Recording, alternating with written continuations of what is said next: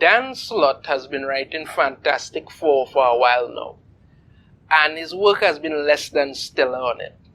Last time around, I did a video talking about, in the last issue, he decided to make Galactus into the devourer of knowledge, no longer devouring worlds. Now he wants to go to different worlds and read books at their libraries.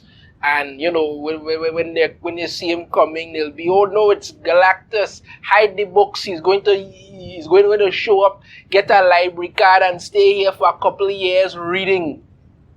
It was a terrible decision to do that to a character that has been so influential for Marvel.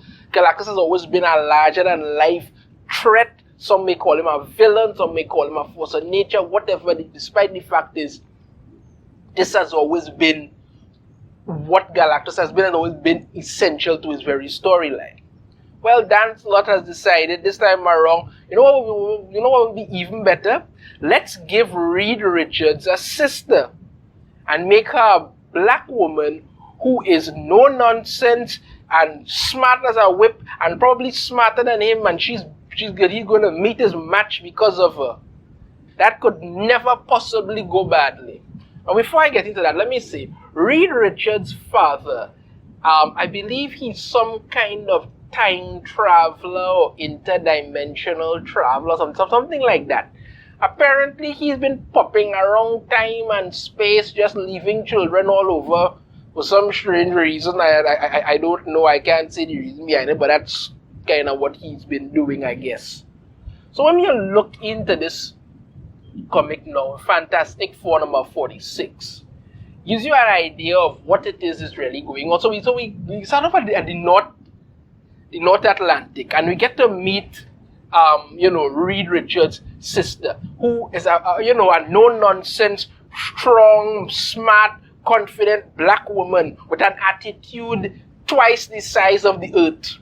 Because apparently this is how all black women need to be portrayed now in not only comics but movies and TV. Apparently that's some kind of staple, some reason.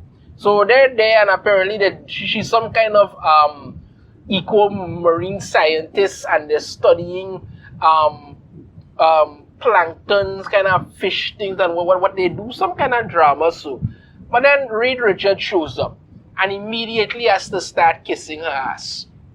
Shows up and he's Professor Joanna Jeffers, world-renowned eco-warrior and marine biologist.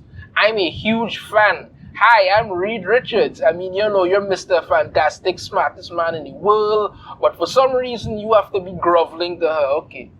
I think it's time we met. And she cuts him off, the son of Nathaniel Richards and leader of the Fantastic Four. But there's more to it than that. You see, I'm my half-brother. I was wondering when you'd show up. He's there, but I only learned that recently. If you have some time, I was hoping we could go somewhere and talk. Geez, I can give you 4 hours with the chop your spaceship course. It'll take that long for the sea life around here to settle. Right, so then that again, the attitude, and he's trying to pander to her and all of this.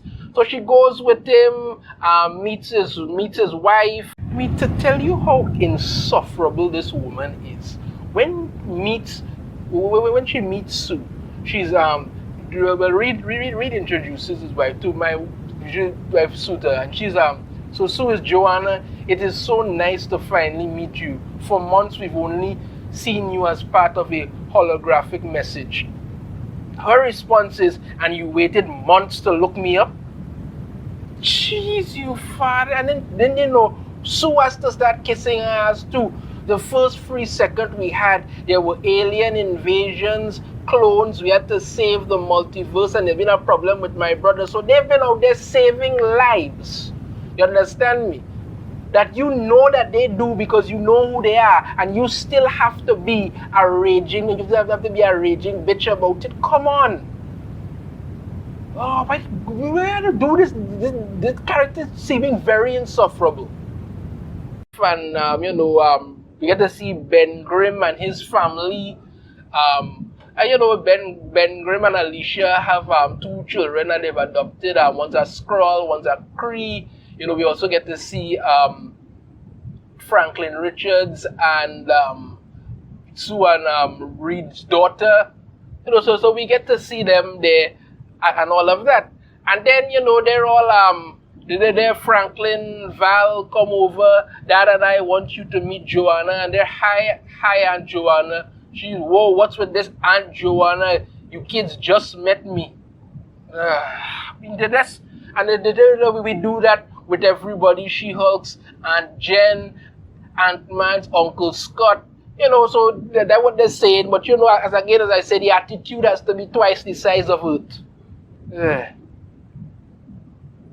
Anyway, they end up going to another planet because Johnny Storm has apparently had something has happened with his powers and he can't turn them off. He's been flamed on for weeks.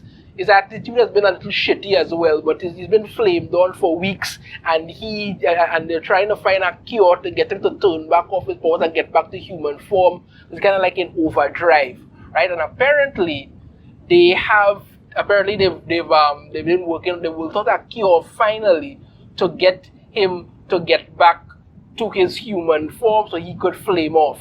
Right now, you would think that would be really interesting, but what does Aunt Joanna, Reed's sister, see? White privilege.